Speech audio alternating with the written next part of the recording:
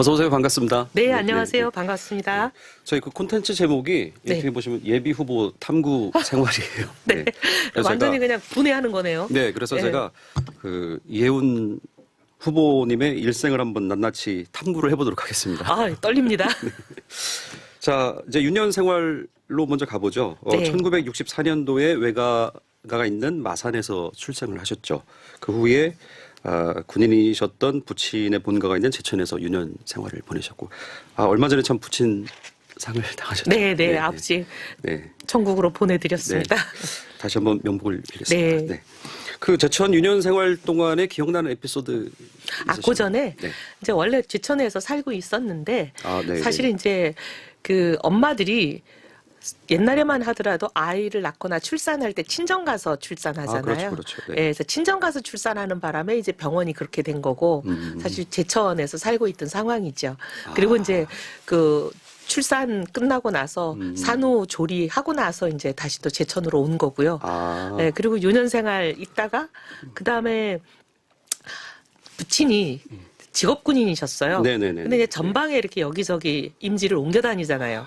그러면 사실 그때만 해도 어린 아이들, 학령기 아이들 데리고 계속 다니는 게 좀 어려운 그렇죠. 시절이라. 그렇죠. 그래서 이제 마산 외가에 외할머니 댁에 맡겨서 이제 학교를 다니게 하다 보니까. 그러셨던 거군요. 예, 마산서 초중고는 나왔죠. 네. 그렇게 됐습니다. 예. 그리고 아까 뭐 제천에서 유년 생활할 때 기억나는 거. 네네, 에피소드. 의림지가 제일 기억납니다. 의림지요? 뭘 해도 의림지 가서 했으니까요. 그리고 겨울 되면 이제 얼어가지고 네네네. 언니는 스케이트를 잘 타니까 스케이트 타는데 저는 좀 그런 운동신경이 많이 부족해요. 네네네. 그러다 보니까 저는 그거 못하고 썰매만 타면서 그 스케이트 타는 사람들 무지 부러워했죠. 네. 예. 그러셨군요. 자, 마산에서 초, 중, 고를 나오셨어요. 이 학창 시절에 원래 꿈은 어떤 꿈을 갖고 있었어요? 소박했었는데요. 영화를 무척 좋아했어요. 영화요? 그래서 영화관에서 영사기 돌리는 사람이 꼭 되고 싶었어요. 그때만 네. 해도 사실 영화가 비쌌고 네. 그다음에 비싼 것보다 더 문제는 학생들이 영화관에 갈 수가 없는 경우가 많았어요. 관람 불가. 근데 단체 영화 볼 때만 이제 학생들이 네네네네. 영화관에 갈 수 있었잖아요. 네네네. 그래서 영화관에 영사기 돌리는 사람이 되면 영화는 한도 없이 보겠다. 모든 영화 다 볼 수 있겠다. 그 생각에 그런 생각 많이 했죠. 소박한 꿈이었네요. 예, 근데 엄마한테 무지 혼났어요. 왜요? 밥 벌어먹고 살기 힘들다고. 그러셨군요. 네. 그 여고 다니실 때 네. 공부를 굉장히 잘하셨는가 봐요. 서울대학교 뭐 운이 좋았습니다. 교과서로만 공부했더니 서울대 갔다. 뭐 이런 경제학 그 원래 이제 영사기 돌리는 게 꿈이었는데 예. 학부는 경제학을 선택을 하셨어요. 뭐 어떤 네. 이유가? 예. 사실은 제가 선택한 학과라기보다는 그때 당시 이제 저희는 지금하고 달리 학력고사라는 걸 보고 나서 네, 학력고사. 각자의 성적이 나온 다음에 이제 응시를 하는 그런 상황이었거든요. 네.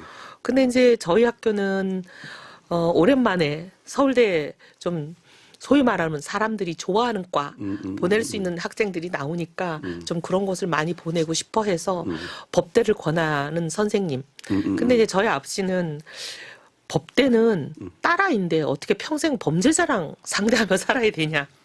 그때는 그거 뭐 말이 예. 안 된다. 네, 이제 네, 이렇게 네. 생각하시는 네. 군인 출신의 아주 고지식한 아버지. 그래서 결국은 이제 타협의 산물이 그러면 상대로 가자. 이렇게 돼서 이제 상대를 본인들이 결정한 거죠.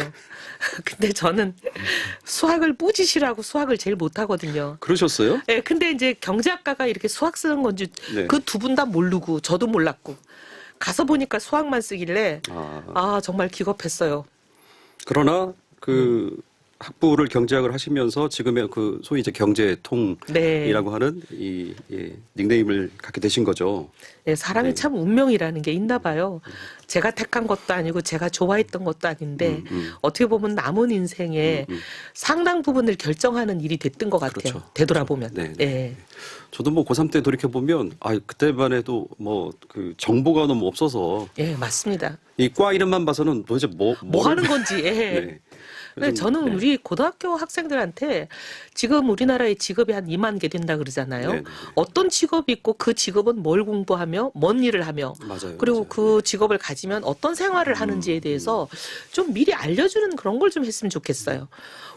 아마 고등학생들한테 어떤 직업이 있는지 아냐고 물어보면 아마 한 10개 정도 얘기할 것 같아요. 근데 몇만 개가 있는 걸 잘 모르거든요. 그래서 아마 이전 박근혜 정부 때 그 자유학년제, 뭐 자유학기제 해서 이제 진로를 좀 탐색을 해봐라. 탐색해봐라. 예, 그런 게 이제 시작이 그런 거 됐죠. 좀 했으면 좋겠더라고요. 네.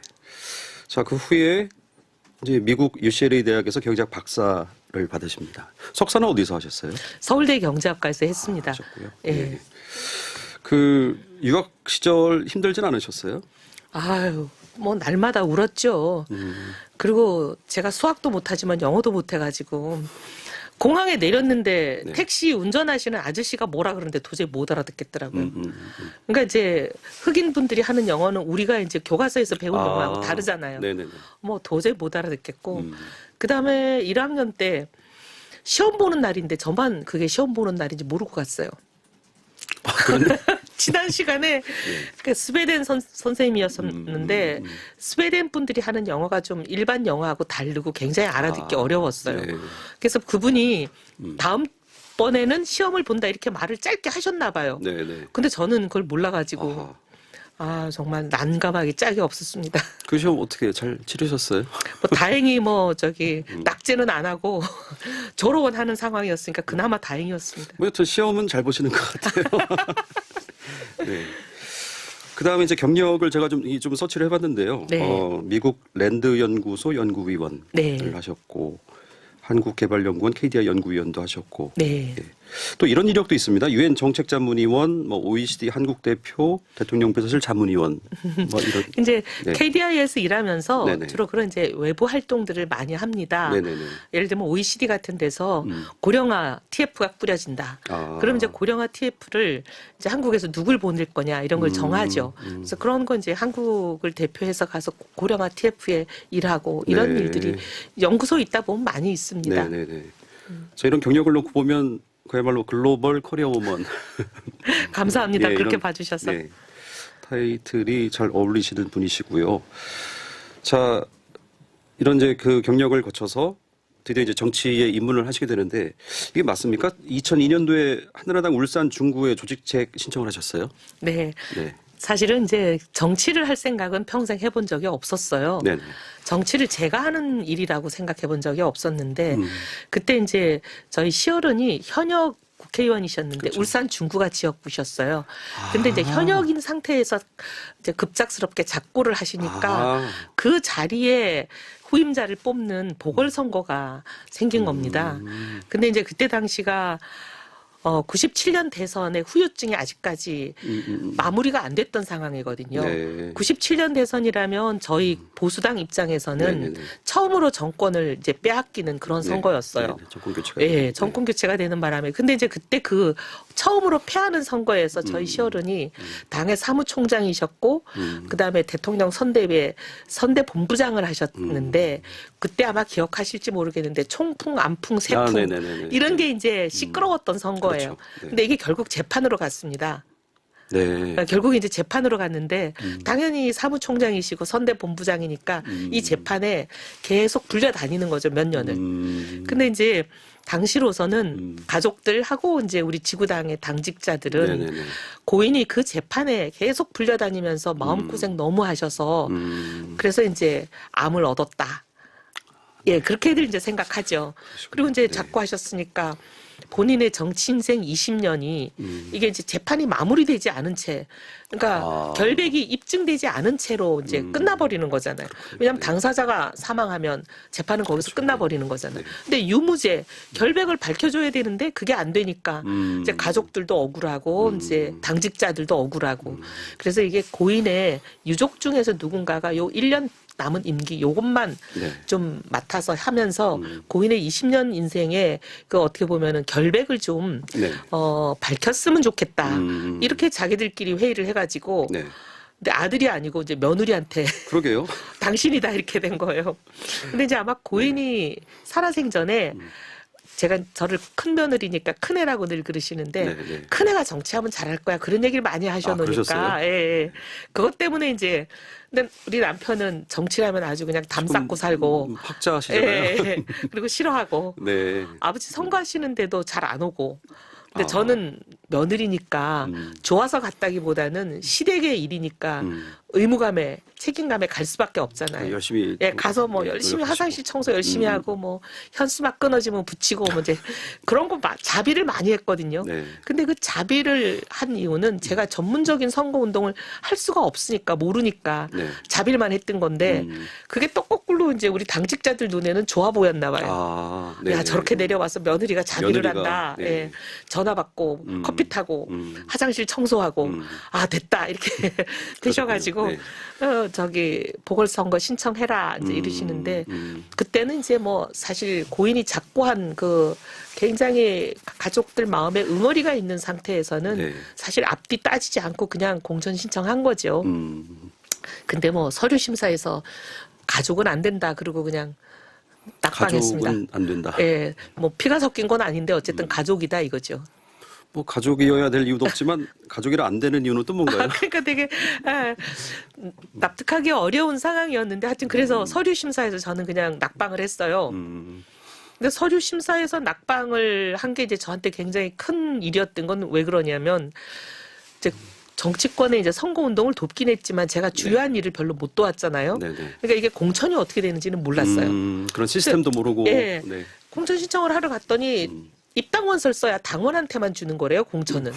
그렇겠죠. 네. 그렇겠죠. 네. 네. 근데 생각해보니까 그런 건데 그걸 몰랐던 거예요. 그래서 입당원서를 쓰려고 생각해보니까 제가 국책연구소에 소속돼 있고 국책연구소는 정치 활동이 금지돼 있잖아요. 네네. 저희 정관에 정치 활동 네네. 금지한다고 돼 네. 있거든요. 그래서 다시 이제 KDI에 가서 사표를 내고 음. 그러고 와서 입당 원서를 쓰고 신청을 했는데 이제 네. 불과 3, 4일 만에 그냥 낙방을 하니까 실업자가 된 거죠. 그러셨군요. 그래서 할 수 없이 나중에 이제 왜냐하면 실업자가 돼가지고는 네. 다른 거 할 수 있는 게 없어서 그때 이제 이회창 그 대통령 후보의 대통령 선거가 있던 때였어요. 네, 그 네. 저희 시아버님의 보궐선거 날짜가 이해창 후보의 대통령 선거일과 같은 날이었어요. 아, 그렇군요. 예, 예. 그래서 그냥 이해창 후보 특보를 하면서 실업자라 직장이 없으니까 그 이해창 후보의 특보를 하면서 그 선거를 도왔죠. 그렇게 해서 정치권과 인연이 생긴 겁니다. 그 이회창 후보의 특보로 천거하신 분은 누구셨어요, 그때? 당시 유승민 여의도 연구소장이죠. 뗄래야 뗄 수 없는 선배님. 네. 아. 과 선배, 직장 선배, 그렇죠. 정치권 선배. 네, 그렇죠. 그렇죠. 네. 네. 경기도지사 출마 네, 네. 선언하시더라고요. 네.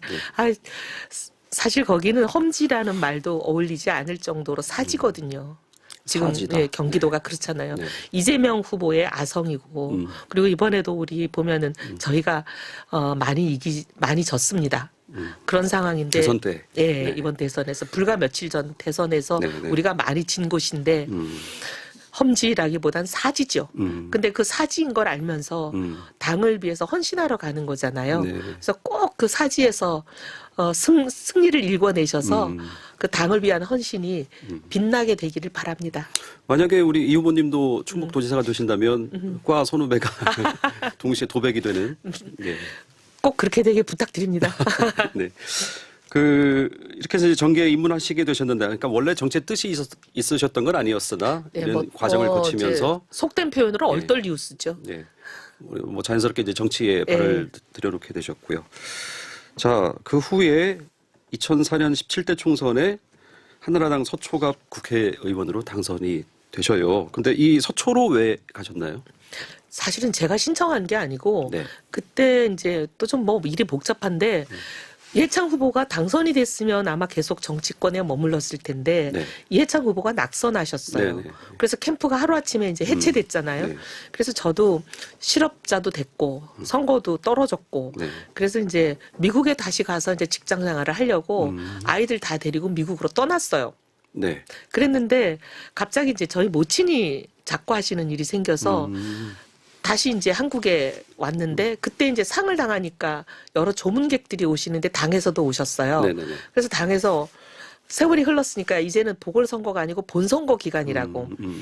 저기 비례대표 공천 신청을 하라고 그러셔서 비례대표 신청을 했어요. 네네. 그랬는데 갑자기 어느 날 공심위 부위원장이라고 하는 분이 전화를 저한테 하셔서 서초갑으로 전략공천을 할 테니까 가라 이렇게 말씀을 하셨어요.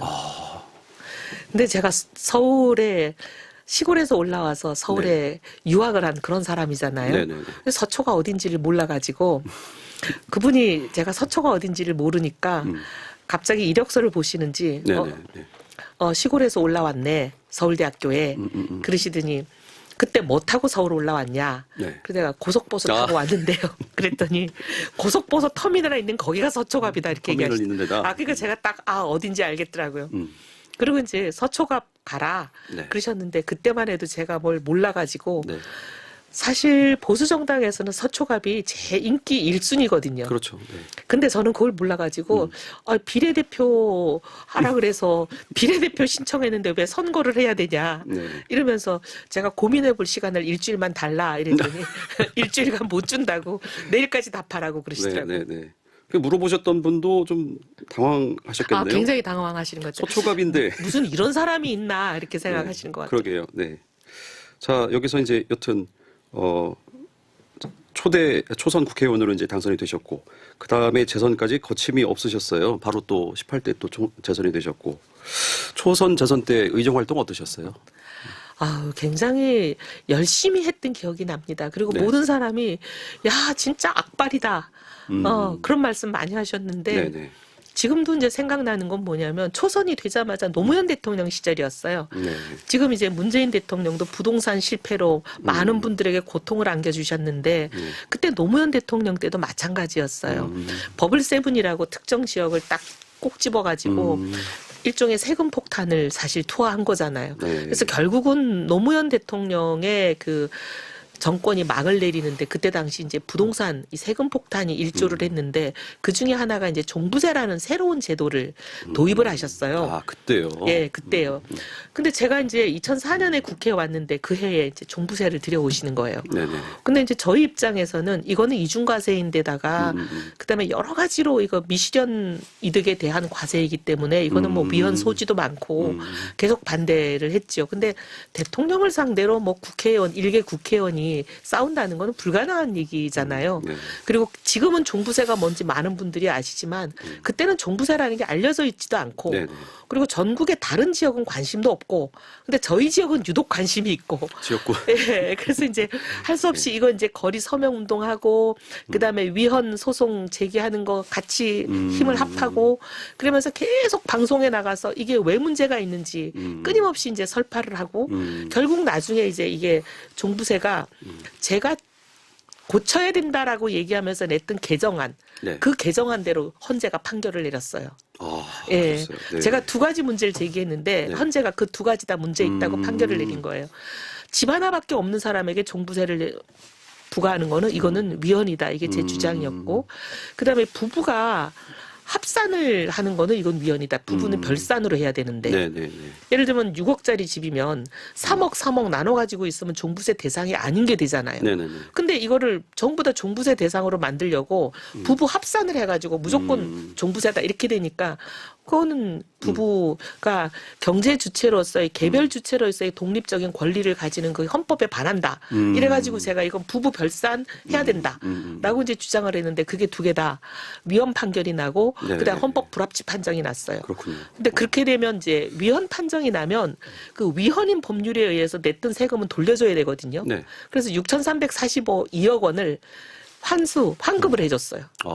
그래서 저희 지역에서는 뭐 완전히 박수 스타가. 엄청나게 받았죠. 사실 그 이 후보님 앞에 붙는 닉네임이 이제 그 경제통이다. 네. 그다음에 이제 또 하나는 그 저도 그 예전에 TV 토론 하시는 거 많이 봤는데 이 전투력이 상당하시단 말입니다. 그래서 그때 이제 사람들이 이제 이해우는 될 때까지 하는구나. 네네네. 예. 뭐 한 번 안 된다고 포기하지 않고 대통령과 싸워도 끝까지 이룰 때까지 하는구나. 이제 그런 평가는 많이 얻었습니다. 그렇군요. 초선 때부터 대통령을 상대로 싸우셨던. 예. 이제 재선까지 하시고 뭐 잘 되는 줄 알았는데 19대 때요. 19대 때 2012년도에 아주 공천을 그냥 강남벨트 물갈이론인가요? 그때 이제 그런 거였었어요. 2012년이었거든요. 네, 그때 12년. 그 공천이.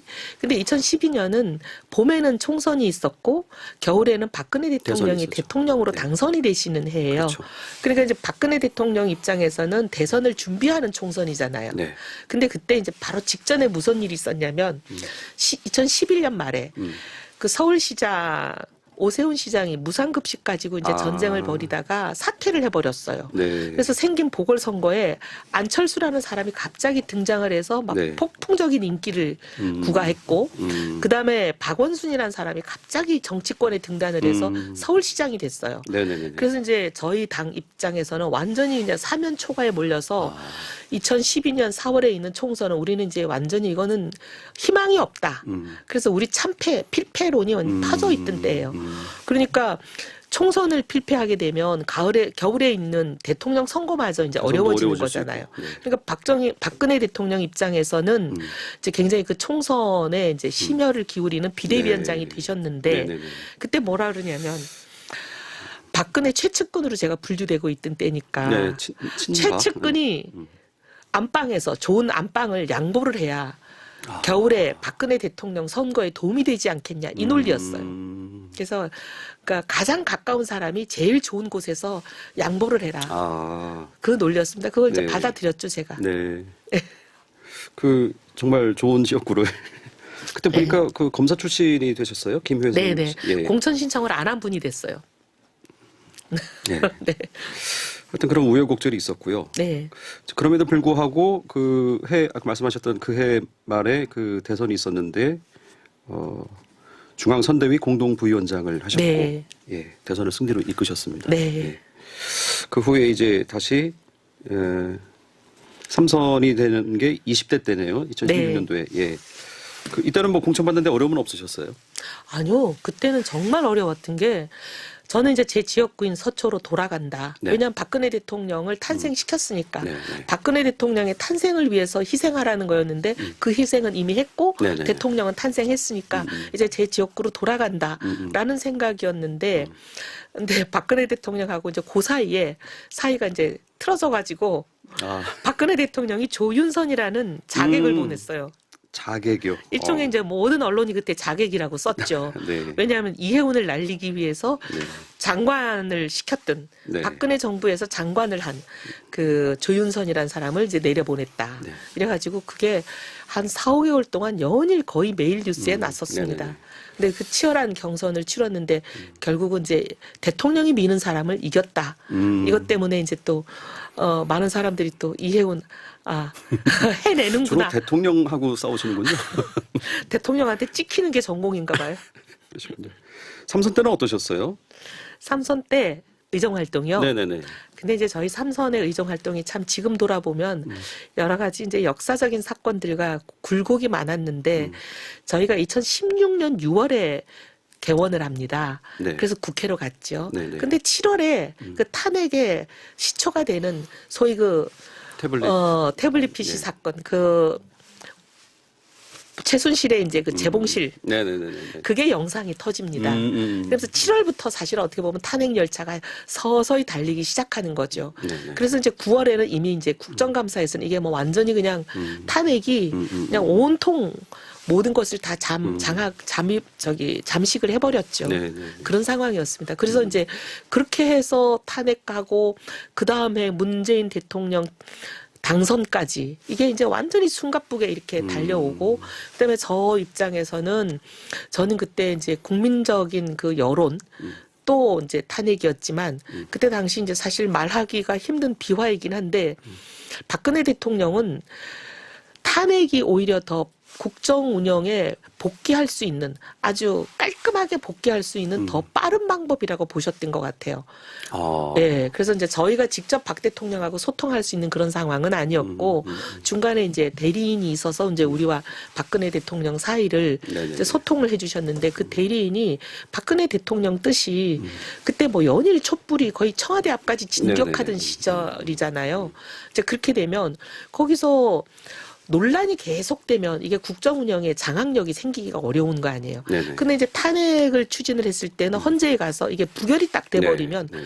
품절이 나는 거니까. 그렇죠. 그럼 깔끔하게 이게 정리가 돼서 빨리 국정 운영의 동력을 회복하실 수 있다. 네. 이렇게 이제 판단하신다고 저희한테 전달을 했어요. 그래서 저희는 일단 국민적인 뜻도 그렇고 박근혜 대통령의 뜻도 그렇고 그러면 이제 탄핵을 하는 수밖에 없다. 이렇게 네, 저희가 네. 결론을 내리고 탄핵에 동참을 했는데 그러면서 결국은 이제 당이 갈라지는 그렇죠. 일이 되죠. 네. 그래서 이제 저희가 어떻게 보면 개혁적 보수 정당을 만들어서 이제 정치 실험을 하는데 거기에서 이제 어떻게 보면 제가 또 당 대표를 하면서 네. 굉장히 그 어려운 시절을 보냈습니다. 바른정당이죠. 네. 17년 1월 달에 창당을 했는데 바른정당의 2대 대표가 되셨어요. 네. 그 새누리당에 계셨을 때 그때도 최고위원을 하셨었는데 네. 그때 투표 결과 2위로 당당히 지도부에 입성을 네. 하셨어요. 그러니까 최고위원 중에서는 1등인 거죠. 당 대표를 하셨던 네, 이제 네. 황우여 대표하고 제가 표차가 얼마 안 났으니까. 음. 근데 그건 제가 뭐 실력이 있다 그런 차원이라기보다는 네. 그때 어떤 일이 있었냐면 아까 말씀드린 대로 총선에서 네. 박근혜 대통령의 겨울에 있을 대통령 선거 당선을 위해서 가장 가까운 최측근이 그 안방을 내놔라 양보해라 이렇게 된 거잖아요. 네네네. 근데 그걸 받아들이고 그때 이제 박근혜 대통령이 저한테 부탁했던 게 총선의 종합상황실장을 해달라는 네네네. 거였어요. 맞습니다. 근데 이제 대선은 후보가 하나고 모든 국회의원들이 다 이제 선대위에서 일을 하기 때문에 좀 쉽습니다. 네. 근데 이제 총선은 모든 국회의원들이 내려가서 자기 선거를 뛰고 그렇죠. 이 중앙당 본부에는 상황실장 하나가 그 300명이 되는 후보들을 네. 뒷바라지를 해야 되거든요. 굉장히 어려운 일인데 그렇군요. 네. 거기다가 저는 공천을 못 받았는데 공천 받은 분들의 하자보수를 해야 되는 거잖아요. 이제 가슴이 쓰라린 일인데도 남일 뒷바라지. 예, 그건 이제 사실은, 네. 그때만 해도 이제 형수 성폭행했던 분의 녹음 파일 터지고 이러면 제가 대신 사과하고 사과문 쓰고 뭐 이제 그런 뒷바라지를 다 했는데 이제 우리 당원들이 그걸 보신 것 같아요. 자기 공천은 희생하고 남의 공천 받은 사람들 뒷바라지를 그 고생스럽게 하는 거에 대해서 가점을 주신 것 같아요. 그렇군요. 일종의 네. 동정표죠, 뭐. 그래서 그 4월 총선이 저희가 이제 필패할 거라고 다들 그랬는데 저희가 대승을 했습니다. 네, 네. 대승을 하고 난 바로 이제 5월에 있는 최고위원 선거에서는 사실 저는 선거운동을 못하게 했어요. 왜냐하면 여성은 후보가 하나 나오면 그 사람은 자동 최고위원이거든요. 네. 그래서 이혜훈은 어차피 최고위원회 들어가니까 이혜훈한테 표 주지 말고 다른 사람한테 표 줘라. 이게 이제 전국적으로 퍼져 있었는데도 네네. 하여튼 저기 상당히 좋은 기록을 냈다는 거는 네. 제가 잘해서라기보다는 당원들이 그거를 굉장히 마음 아프게 보셨던 것 같아요. 그렇군요. 그래서 고생했다. 네. 네. 그래서 이제 표를 주셨던 것 같아요. 당 대표도 바른정당의 초대 대표가 정병국 대표이셨고 그다음에 2대 대표를 네. 무거운 짐을 맡으신 거잖아요. 소속 네. 정당의 대표는 왜 도전하셨어요? 그때 이제 정봉juk 대표님은 이제 저희가 선거하지 않고 네. 저희끼리 추대로 했습니다. 네네. 그랬는데 이제 그 사이에 대통령 선거를 거쳐요. 네. 저희가 1월에 창당하고 대통령 선거가 5월 9일 날 있었잖아요. 그래서 문재인 대통령이 선출이 됐는데 그렇죠. 그 사이에 이제 보수는 홍준표 후보, 안철수 후보를 보수라고 봐야겠죠. 하여튼 안철수 후보, 그다음에 이제 유승민 후보 이렇게 네. 어떻게 보면 표가 나눠져 가지고 저희가 문재인 후보에게 패하는 일이 생겼습니다. 네, 네. 그런 일을 겪으면서 이제 갈라져 나왔던 사람들 중에서 다시 새누리당으로 돌아가려고 하는 분들이 많이 생겼었어요. 근데 이제 불과 몇 달 만에 우리가 돌아가는 것보다는 좀 어렵지만 네. 이 개혁 보수의 길을 꾸준히 가면서 사실 새누리당에서 탄핵이라는 일이 있었던 것은 우리가 개혁적 보수를 하지 못하고 국민들 보기에 낡은 보수를 했기 때문에 생긴 일 아니냐. 네. 그럼 근본적으로 우리가 황골탈퇴하고 이걸 바꿔서 국민들이 사랑하는 그런 개혁적 보수를 한번 만들어 보자라고 했는데 불과 2-3달 만에 네. 이걸 접기는 너무 아쉽고 그러지 않냐. 그래서 이제 이제 잔류하기를 원하는 사람들이 있었고 다시 돌아가기를 원하는 사람들이 이렇게 두 그룹으로 나눠졌어요. 네, 네. 근데 이제 저는 이제 이 실험을 좀 더 해봐야 된다라는 잔류파였기 때문에 잔류파가 당대표가 돼야 그분들하고 이제 다시 합당이 되는 일을 막을 수 있는 거잖아요. 그래서 이제 당대표 출마를 했었죠. 자, 지금 숨가쁘게 막 달려오고 있는데요. 자, 네. 커피 한잔 하시죠. 네네네. 여튼 뭐 참 파란만장합니다. 네. 정치권이 진짜 매일매일이 생물이라는 게 그래서 그런가 봐요. 네, 그렇군요. 자, 이번에는 이 후보님의 이제 서울시장 도전기를 좀 들어보려고 해요. 네. 14년도에 새누리당 경선 후보로 이제 그 도전을 하셨는데 그때 정몽준 후보가 됐고 네. 탈락을 하셨어요. 네. 예. 그때는 좀 어떠셨어요? 아유, 김황식 전 총리도 예. 후보 정몽준 후보님하고 이제 김황식 후보님하고 저하고 셋이 경선을 했습니다. 네, 네. 예, 다른 분들도 있었지만 이제 공심위가 네. 심사를 해서 이 셋만 경선에 남기겠다 네, 네, 이렇게 해서 셋이 경선을 했는데 뭐 이런 말하면 그렇지만 정봉준 후보님을 어떻게 당하겠어요.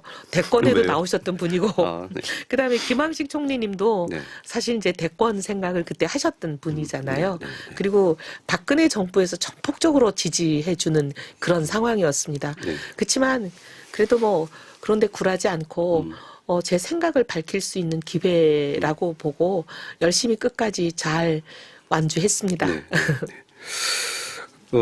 첫 도전은 그렇게 되셨고 그 후에 이제 20년 11월에 서울시장에 다시 한번 도전을 하시게 하려고 하다가 이제 네. 그때는 이제 이런 거였었어요. 오세훈 시장이 사실 사퇴를 하는 바람에 박원순 시장의 10년이 온 거잖아요. 그래서 이제 많은 이제 보수층에서는 네.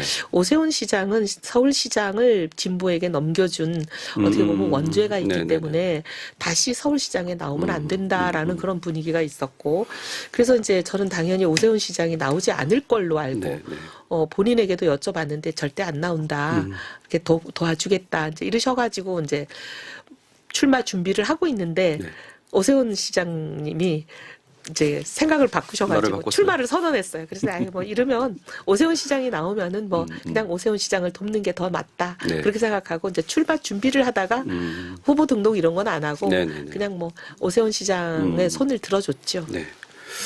그 후에 이제 그 다음입니다. 이제 올 재보궐 선거죠. 서초갑 조은희 후보가 공천을 받았어요. 네. 왜 안 되셨어요? 경선에서. 여러 가지 이제 복잡한 얘기들이 있는데 이제 네. 그 경우는 이제 사실 결격 사유로 해당 행위자로 처리가 돼서 바로 불과 2달 전에 있었던 그 조직책 모집에서 이제 컷오프가 된 분이었거든요. 네. 사실은 이제 그게 당의 이제 정당한 결정이라고 봤는데 네. 당이 이제 그 결정을 뒤집은 거죠. 그래서 뭐 여러 가지 뭐 유감은 있지만 네네. 뭐 끝난 일에 대해서 뭐 가타부타 더 이상 할 생각은 없습니다. 네, 그렇군요. 네. 자, 이제 삼선 국회의원 그러나 파란만장했던 그 다음 거쳐서 이제 충북도지사 출마를 선언을 하셨습니다. 아까도 이제 앞서 얘기했지만 이제 그 제천에서 유년 생활을 보내시면서 그것도 부친의 그 본가가 또 제천에 있고 난 충북의 딸이다 그랬더니 그 정도 가지고 충북의 딸이냐 뭐 이렇게 말씀하시는 분도 있으세요. 네. 뭐 많은 경우에 이제 예를 들면 이제 충북의 딸이라고 이제 계속 거론이 되는 사람이 저도 있고 이제 우리 나경원 그렇죠. 의원도 네. 있죠. 네. 살지도 않았지만 다 충북의 딸로 인정하시잖아요. 예. 그게 이제 충북의 딸이라는 것은 네. 충청인의 충북인의 딸이면 딸인 거지. 네. 뭐 며칠을 더 살았냐 그게 기준 같지는 않습니다. 네. 근데 그리고 이제 우리 충북이 저는 좀 변화가 필요하다라고 생각하는 거는 지금 충북에 물리적으로 살았던 날이 며칠이냐 이거보다는 앞으로 충북의 변화를 가져오고 충북을 글로벌 IT, BT 산업의 메카로 만들 수 있는 글로벌 네트워크를 가진 사람 네. 그리고 이제 경제통으로서의 경륜과 노하우를 가진 사람 그래서 경제도지사가 될 수 있는 사람 충북의 경제를 키울 수 있는 충북의 대처는 누구인가 이게 오히려 더 중요한 네. 판단 기준이 되면 좋지 않을까 네. 그렇게 생각합니다. 자, 뭐 이제 충북도지사 출마 선언하신 후에 기존에 준비하셨던 분들이나 그 일각에서 굉장히 좀 반발도 있고 쓴소리입니다만 좀 들어보시죠. 이제 그 경쟁자인 박경국 전 차관의 경우에는 굉장히 혹독하게 말씀하셨어요. 퇴출 정치인의 종착역이 아니다. 뭐 이런 얘기 하셨고 마침 또 오늘 충북 참여자치 시민연대라는 그 NGO 단체가 있는데요. 성명을 냈습니다. 티끌 같은 연고를 찾아 출마하겠다는 것은 뭐 구태다. 이런 뭐 출마를 철회해라. 뭐 이런 뭐 예상하셨던 반발이죠. 네, 근데 뭐 결국은 충북 도민들이 네. 선택을 하실 거라고 봅니다. 네. 충북 도민들이 어떤 선택을 하느냐 그게 중요한 거지. 물론 네. 충북 안에도 수많은 분들이 있고 각자 다양한 의견을 가진 분도 있고 네. 특히 지금 얘기하는 저분들은 네. 경쟁자인 당사자잖아요. 네. 경쟁자인 당사자가 하는 얘기보다는 음. 충북 도민들이 충북의 미래를 위해서 어떤 선택을 하실 건지 그게 중요하다고 보고 네. 그리고 저희들도 이제 밖에 나가 보기도 하고 또 나름 내부적인 여론조사도 보고 하면 많은 분들이 선택하고 계시니까 야. 그런 네. 어떻게 보면 경쟁자 본인의 그런 생각은 전체의 생각은 아니다 네. 그렇게 보지요. 네, 그렇군요. 자, 어제는 오늘 이제 그 녹화 기준으로 어제는 김영환 전 과기부 장관이 이분 불과 며칠 전만 해도 이제 경기도지사 출마하시겠다고 하신 분인데 충북 도지사로 선회해서 출마하겠다고 본인의 SNS에 말씀을 하셨어요. 그 예상을 하셨습니까? 아니요, 그러지는 못했죠. 근데 이제 그 경기도지사 후보들 여론조사하는 게 신문에 막 보도되잖아요, 네, 언론에. 네, 네, 네. 거기 보면 6등 하시더라고요. 6등 하시면 경기도지사에서 승산이 없다고 판단해서 선회를 할 수 있겠구나 그런 짐작은 했었죠. 아, 짐작을 하셨고. 네. 근데 그 과정에서 우리 국민의힘 소속의 현역 국회의원 세 분이 충북 국회의원 세 분이 그러니까 이제 이종배 의원, 엄태영 의원, 박덕흠 의원 이 세 분이 김영환 전 장관을 찾아가서 충북지사로 출마를 해라. 라고 이제 그 권유를 하셨다는 것이고, 그래서 그걸 받아들였다는 얘기잖아요. 자, 지금 이 후보님 입장에서는 우리 현역 국회의원들의 지지를 받는 게 굉장히 좀 원하시고 아쉬울 텐데 다른 후보한테 갔단 말이에요. 네. 어떻게 생각을 하십니까? 네, 첫째 좀 부끄러운 일이죠. 근데 이제 현역 의원들이 사실 지금 보면 당협위원장들을 다 맡고 있습니다. 그렇죠. 네, 당협위원장은 선거에 있어서 중립의 의무가 굉장히 중요한 의무예요. 근데 이제 특정 후보를 지지하는 것도 선거 중립의 의무를 위반하는 건데 지금은 이제 뭐 누구를 나와라 말라 이거는 뭐 정면으로 선거 중립 의무를 위반했기 때문에 이건 징계 사유에 해당하는 거지요. 그런 부분이 굉장히 안타깝고 그다음에 이제 중립의 의무를 위반을 했다 치고 그러면 정말 충북을 위해서 좋은 상품을 권하면은 그나마 좀 나을 수 있을 텐데 네. 지금 보면 이제 아까 말씀드린 대로 경기지사 후보 중에 여론조사상 6등하는 후보를 지금 충북에 뭐 모셔오겠다라고 하는 것 자체가 경기도 폐잔병을 충북을 얼마나 우습게 보면 네. 굉장히 부끄러운 일이죠. 박경국 예비 후보는 이렇게 말씀하시더라고요. 코미디다. 뭐 그분들이 같은 얘기를 하시더라고요. 이제 이건 공정성에 대한 심각한 위배다. 네. 혹시 중앙당에 이 부분에 대해서 뭐 징계를 요청하거나 이런 절차를 밟으실 계획도 있으신가요? 이미 뭐 다른 사람들이 하고 있던데요. 뭐. 아, 그런가요? 네. 아, 그렇군요. 그 일단은 뭐 당내 경선이 통과가 돼야 이제 본선에 네. 나가실 수 있을 텐데 그 당내 다른 후보들에 비해서 그 본인의 차별성이라든가 좀 강점 어떤 게 있다고 보시는지요? 충북은 그동안 이시종 지사가 행정통으로서 네. 행정 인프라를 잘 갈무리를 하신 것 같습니다. 네. 근데 이제 그러면 레일을 깔아놨다고 볼 수 있는 상황인데 네. 레일을 까는 게 최종 목표는 아니잖아요. 그렇죠. 결국 기차를 달리게 하는 건데 그 기차는 이제 경제 기차가 달려야지 충북의 많은 분들이 만족도가 높아지는 거 아니겠습니까? 근데 결국 경제 기차를 달리게 할 사람은 경제통이 필요하고 네. 그것도 지금 우리 국내 기업이나 연구소 네. 그다음에 의료기관 이렇게만 유치해가지고는 이게 글로벌 메카가 되기가 어렵습니다. 네. 근데 저는 충북이 앞으로 50년, 100년을 먹고 살 충북의 성장 엔진을 만들 사람이 이번에는 도지사로 와야 된다. 그렇게 생각을 하고 그다음에 그런 충북의 그럼 성장 엔진은 뭐냐. 이제 4차 산업혁명 시대로 벌써 접어들었잖아요. 네네네. 근데 그 4차 산업혁명의 가장 핵심 산업이라고 볼 수 있는 게 IT고 BT 아니겠습니까? 네. 근데 충북은 그 IT와 BT의 첨단 기지, 글로벌 메카가 될 수 있는 충분한 잠재력을 이미 가지고 있습니다. 네. 여기에 어떻게 보면 경제도지사, 네. 뭐 충북의 대처에 해당하는 사람이 와서 이거를 끌어올리기만 하면 이제 폭발적으로 만개할 수 있는 그런 준비가 돼 있는데 네네. 지금은 그런 사람이 필요하다. 그래서 경제통은 이해군 아니냐 네, 그렇게 네. 말씀드리겠습니다. 네. 사실 이제 뭐 아까 쭉 제 이력을 읊어주셨는데 네. 미국 뉴셀레이 대학에서 경제학 박사학위를 받고 미국의 대표적인 싱크탱크인 랜드 연구소에서 연구위원을 하면서 쌓은 네, 그 네. 글로벌 네트워크가 있고 또 KDI 한국개발연구원은 국가발전 전략을 짜는 곳인 건 다 알고 계시잖아요. 그래서 거기서 쌓은 국가발전 전략에 대한 노하우가 있고 그다음에 12년 삼선 국회의원을 하면서 기획통 예산통으로 알려져 있는데 네. 이 기획통 예산통으로서 경제통으로서의 경륜과 노하우 쌓았는데 이거를 이제 제 고향인 충북에 마지막에 오롯이 쏟아부어서 충북을 글로벌 IT/BT 산업의 메카가 되게 하겠다. 네. 그렇게 말씀드리고 싶습니다. 그게 제 어떻게 보면 비교 우위라고 말씀드리고 싶습니다. 네. 자, 뭐 장담할 수는 없습니다만 이제 경선 과정에서 이제 승리를 하셔서 이제 본선에 가시게 되면 아마 지금 민주당에서는 노영민 전 대통령 실장만 지금 현재는 이제 출마 선언을 한 상태인데 만약에 노영민 전 실장과 본선에서 맞붙게 된다면 승산이 있다고 보십니까? 아, 네. 네. 일단 문정부 실정의 대표적인 책임자잖아요. 네. 국민들 삶을 이렇게 어렵게 만들었기 때문에 문정권이 정권 교체를 당한 거잖아요. 근데 그 실패의 책임자가 다시 충북을 맡는다는 건 있을 수가 없는 일이죠. 대한민국을 망친 사람이 충북을 또 망치게 둘 수는 없는 거 아니겠습니까? 네. 그다음에 이거는 이 얘기는 뭐 우리들만의 얘기가 아니라 이미 민주당 내부에서도 끊임없이 그 얘기가 나오고 오늘도 보니까 그 민주당의 그 비대위원장인가요? 그분이 박지원 네네. 얘기를 하시더라고요. 네.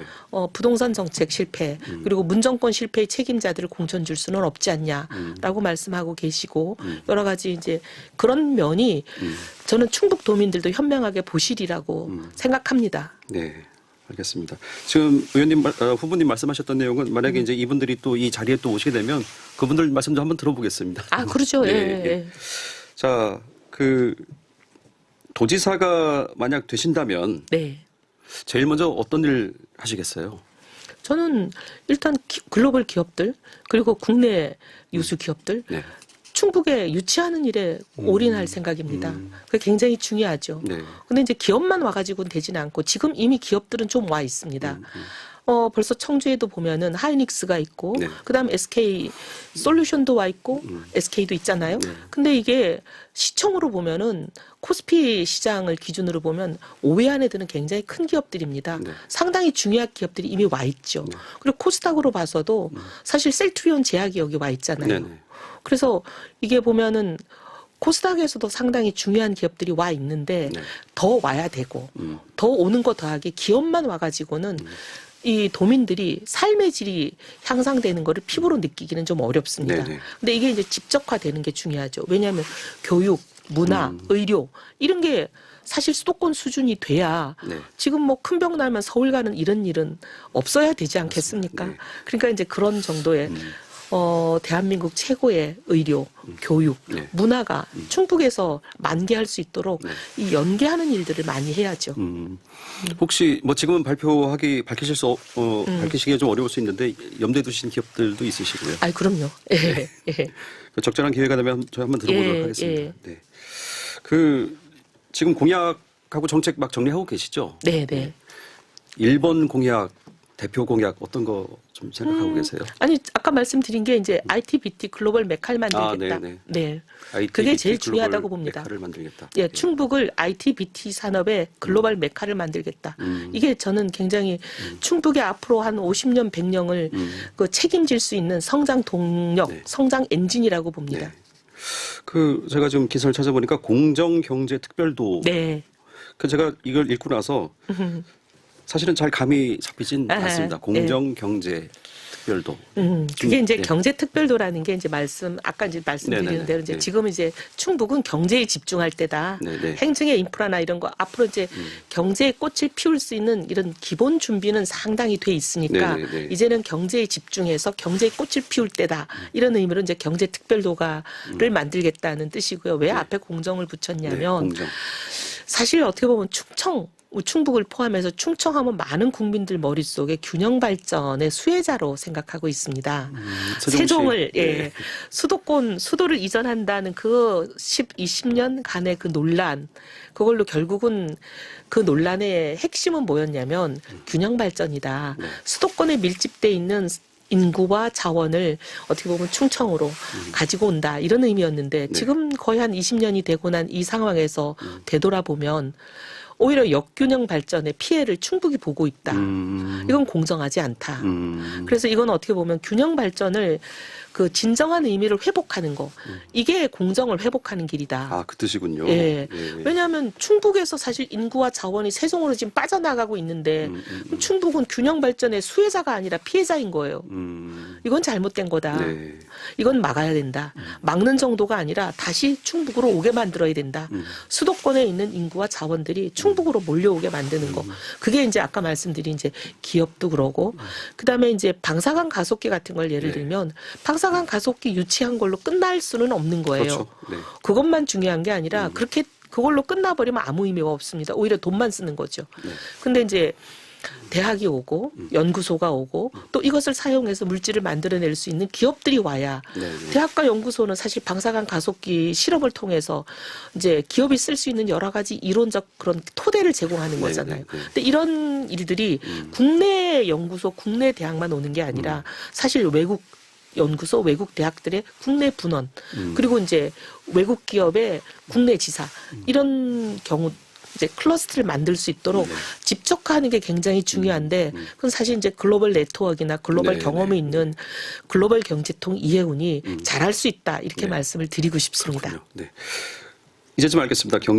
공정 경제 특별도. 네. 사실은 이 공정이라는 개념, 뭐 역균형, 뭐 차별 이런 말씀하셨는데 사실은 충북의 경우에도 충북 내에도 그런. 내에도 그런 일이겠죠. 예, 왜냐면 이제 근데 뭐 충북 자체도 그렇고. 그렇죠. 네. 말씀하신 대로 IT와 BT 기반이 그 예상외로 탄탄히 다져져 있는 데가 바로 충북인데 청주권에 이제 집중돼 있죠. 이제 나머지 시군의 경우에는 늘 불만입니다. 거기 사시는 도민분들은 왜 청주에만 집중적으로 투자를 하느냐, 이런 말씀들 많이 하시거든요.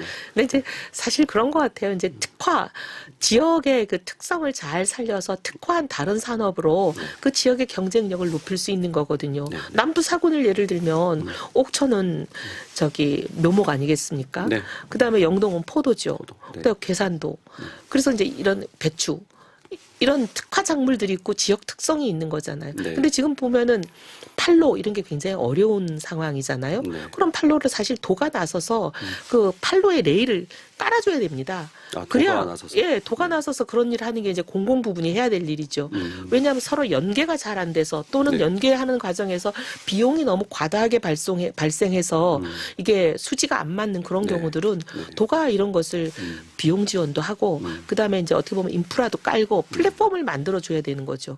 근데 그런 플랫폼을 만드는 거는 공공 부분이 해야 될 일이기 때문에 그런 것들을 해서 사실 남부사군 같은 경우에도 지금과는 훨씬 다른 그런 걸 할 수 있는 거죠. 그다음에 뭐 지금 보면은 이제 그 수자원 지역에 대한 규제 때문에 지금 여러 가지가 어렵잖아요. 근데 이렇게 좋은 수자원이 있는데 물론 치수원을 보호하면서, 근데 치수원 보호에만 집중할 게 아니라 치수원은 기본적인 미니멈 수준으로 보호를 하면서 그다음에 허용할 수 있는 것들은 사실 규제를 허용해서 관광이나 레저 산업을 활성화시켜야 되는 거죠. 이제 그런 부분은 이제 지역마다 특성이 다르니까 그 특성에 맞춘 지역 거점을 육성하는 발전 전략이 저는 맞다고 봅니다. 네, 그렇군요. 네. 그 또 하나 여쭤보고 싶은 것은 이제 그 이시종현 지사께서 이제 임기가 얼마 안 남으셨어요. 근데 그럼에도 불구하고 연일 국회에 올라가서 그 무예산업 진흥을 위해서 법 개정을 지금 촉구하고 계시고, 그런데 그 후보들, 예비 후보님들마다 엇갈리고 있습니다. 이 무예산업 어떻게 할 것인지. 전임 지사의 뭐 주력 사업 중에 하나인데 어떻게 생각하고 계세요? 이제 모든 예산이 무한정 있는 것이 아니기 때문에 희소한 예산을 어떻게 비용 대비 효과를 극대화할 수 있느냐, 이게 제일 중요한 기준이잖아요. 비용 대비 효과. 가성비 높게 써야 되는 거죠. 그렇죠. 근데 지금 이 무예 마스터십의 경우에는 그 예산, 그 어마어마한 예산이 과연 가성비 높게 사용되었냐, 많은 분들이 동의하지 않습니다. 근데 이 부분은 분명히 고쳐야죠. 근데 그러면 개선이 답이냐, 폐지가 답이냐, 이거는 좀 더 봐야 되는 부분이 있습니다. 그래서 사실은 이제 가성비가 굉장히 낮게 사용되었다는 것은 모두가 동의하기 때문에 이건 반드시 변화가 필요하고 네네네. 근데 이제 개선인지 폐지인지에 대해서는 이거는 사실 좀 더 면밀한 분석을 통해서 결론을 내리는 게 맞다. 그렇게 봅니다. 지금 당장으로서는 뭐 개선이다 폐지다 이거를 정하기보다는 좀 이건 사실 이제 용역도 해보고 네네네. 좀 전문가들의 분석도 받아보고 네네. 그냥 이렇게 이거는 어떻게 보면 그런 일반인의 상식적인 감으로 처리할 문제는 아니라고 봅니다. 그렇군요. 예. 네, 네. 뭐 이제 그 공부도 많이 하셨고 이제 경제통이시고 뭐 분석하는 데 있어서는 크게 어려움은 없으실 것 같고요. 네. 어떤 결론이 나올지 저도 좀 궁금합니다. 예. K대에 있을 때 이제 저희들이 한 게 이제 예산의 타당성 분석이 저희 직업이거든요. 네, 네. 그래서 뭐 많은 분들이 예비 타당성 조사라고 알고 있는 거, 예, 예, 뭐 예. 댐을 세우면 BC가 1이 나와야 되고 뭐 이런 거 네, 있잖아요. 네, 네, 예타. 도로도 건설할 때 그런 걸 저희가 이제 평생 한 제 직업이기 때문에 네, 네. 이런 부분에 대해서는 누구보다도 아마 정확하게 할 겁니다. 그렇군요. 네. 예. 좀 숨가쁘게 달려왔는데 뭐 네. 정치 경력 그리고 이제 이게 이 말씀을 또 안 드릴 수가 없네요. 만약에 충북도지사에 당선이 되신다면 건국 이래 헌정사상 첫 민선 여성 도배이 된다는 거죠. 네, 네. 아마 어떤 그 상징성이나 정치적 위상이 대단히 높을 수 있는 그런 기회. 충북에는 저는 굉장히 그게 중요한 네. 가점이 될 수 있다고 보는 게 17개 광역시도가 예산을 놓고 계속 경쟁을 하고 싸웁니다. 예산이라는 건 정해져 있는 거니까요. 우리가 가져가면 다른 쪽이 못 가져가는 거잖아요. 네네. 우리가 가져와야 되는데 사실 여성 지금 광역단체장이 탄생할 수 있는 곳은 여기밖에 없습니다. 다른 데는 일단 후보가 없고 나온 후보가 없잖아요. 그런가요? 예. 일단 국민의힘 내에서는. 국민의힘 말고 지금 민주당 쪽에서도 지금 아직까지 들려오지는 않고 있습니다. 네, 네. 그런 상황이면 어쨌든 가능성은 여긴데 그러면 여성 광역 단체장이 있는 곳의 예산 배정은 상당히 가점을 얻습니다. 네. 근데 언론도 계속 다루거든요. 언론도 다뤄주기 때문에 이게 이제 예산을 얻을 때 큰 우군이 되죠. 네. 그 말씀하시니까 이제 새 정부가 곧 출범을 할 텐데요. 네. 당선인과 어떤 개인적인 인연은 있으신가요? 네. 사실 당선인이 이제 후보 시절에 네. 당의 경선 초기부터 사실 합류해서 도왔고 네, 네. 당선인의 이제 그 토론을 도우면서 정책 공약 이런 것을 당선인이 또 이제 토론하시고 이런 거 굉장히 좋아하시고 네, 네, 네. 시간을 많이 할애하세요. 네, 네. 한 번은 이런 일도 있었어요. 내일이 추석인데 네. 오늘 저희를 2시에 회의를 소집을 하셨어요. 공약 때문에. 명절 세러 가야 되는데. 예. 근데 저는 또 이제 며느리니까 전도 붙여야 되고 나물도 붙여야 되고 뭐 할 일이 태산 같은데 그래서 이제 내일이 명절이고 추석이니까 아마 한두 시간에 끝나겠지? 네. 라고 생각을 하고 모든 일을 다 그렇게 이제 준비를 해놓고 갔는데 그날 밤 10시 반에 끝났던 기억이 납니다. 열공을 하시고. 열공하시고 토론을 하시면 이 토론이 본인이 이제 그 의문이 해소될 때까지 하세요. 그래서 그날도 이제 저희가 부동산 정책이 주로 이제 네, 후보가 네, 관심을 가지셔서 그 보고를 많이 드렸는데 계속 얘기하시고 물어보시고 본인이 이제 납득이 될 때까지. 근데 우리 후보 굉장히 장점이 많은 분이세요. 네. 그래서 오늘 아침에도 이제 저희가 당선 축하 예배를 드리고 왔는데 어디서? 서울에 있는 극동방송에서요. 극동방송에서. 예. 근데 오늘도 오셔가지고 네. 그 당선 축하 저희들이 해드리는 거에 대해서 굉장히 고맙다고 하시면서 어떻게 국정을 끌고 갈 건지 말씀하시는데 네. 굉장히 든든하더라고요. 네. 그래서 당선인하고는 뭐 교류, 소통, 교감 그건 뭐 확실합니다. 아무튼 뭐 여성 도백이 되시면 그 새 정부에서 예산을 많이 따오시겠다. 그거는 뭐 예. 네. 자, 지금 많은 말씀을 나눠봤고요. 너무 무거운 얘기만 계속 하다 보니까 후반부에 네. 처음에는 이제 가볍게 참아시면서 얘기를 시작했는데, 했는데 이 대화의 내용들이 뭐 이렇게 될 수밖에 없었던 내용들이네요. 네. 뭐 뻔한 질문입니다만 이런 거 한번 여쭤보고 싶어요. 살아오시면서 존경하는 인물, 멘토, 예, 어떤 분이 떠오르세요 지금? 저는 원래 이제 그 일반인들이 잘 모르는 분을 얘기를 자꾸 하니까 우리 보좌진들도 제발 일반인들이 누구나 아는 사람을 얘기하라 그러는데 근데 제가 존경하는 분은 윌리엄 윌버포스라고 영국의 국회의원을 하신 분인데요. 영국 국회의원. 예, 근데 많은 분들이 노예 해방을 미국의 링컨 대통령이 한 걸로 알고 있습니다. 네네.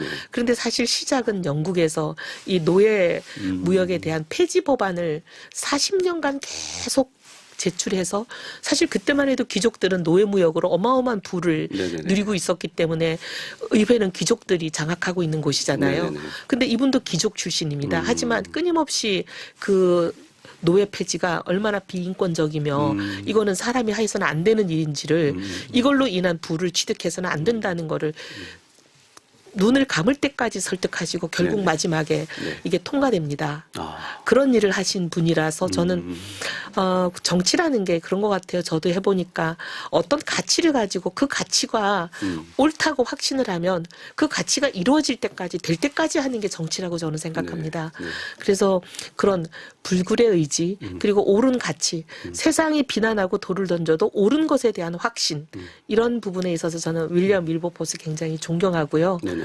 네. 그렇습니다.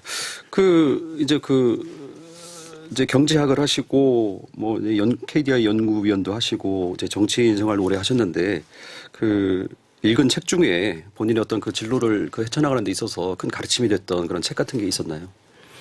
그게 이제 어메이징 그레이스예요. 이분의 일대기를 쓴 책이 이분의 예, 일대기를 쓴 책이 어메이징 네. 그레이스예요. 저도 기회가 나면 한번 읽어보고 싶네요. 네. 예. 근데 이제 사실은 그런 이제 약간 이제 그런 인권이나 이런 부분에서는 제가 이제 윌리엄 윌버포스를 굉장히 존경하고 네. 저는 이제 제가 이제 경제통이다 보니까 네네네. 경제 부분에 있어서는 저는 대처에 굉장히 관심이 많습니다. 그렇죠. 많은 분들이 영국병을 기억하잖아요. 네네. 전국의 그 노조의 파업으로 뭐 기차도 달리지도 않고 석탄 탄광이 문을 닫아서 전기도 들어오지도 않고 완전히 그런 생활을 영국이 하면서 굉장히 고전을 면치 못했는데 그 영국병이라고 이름이 네. 붙여질 만큼 네. 고질병인 영국을 결국은 강력한 리더십으로 그걸 올바른 그 방향에 대한 자기 철학과 확신 그걸로 결국은 뚫어낸 대처. 네. 그래서 결국은 영국을 제2의 경제 부흥을 가져온 대처. 네. 사실 그 대처에 대해서 저는 굉장히 이제 관심이 많고 네. 그래서 제가 이제 모토를 충북의 대처가 되겠다. 네네네. 그런 말씀하셨죠. 네. 네. 충북의 대처. 충북의 딸이 충북의 대처가 되겠다. 네. 이런 말씀하셨죠. 네. 네.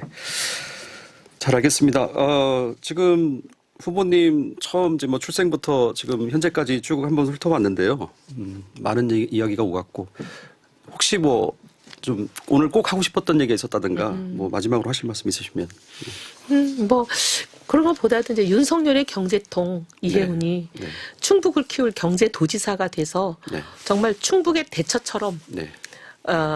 영국을 제2의 부흥으로 이끌었던 그 대처처럼 충북의 대처가 되겠다. 네. 그게 제 소망입니다. 네.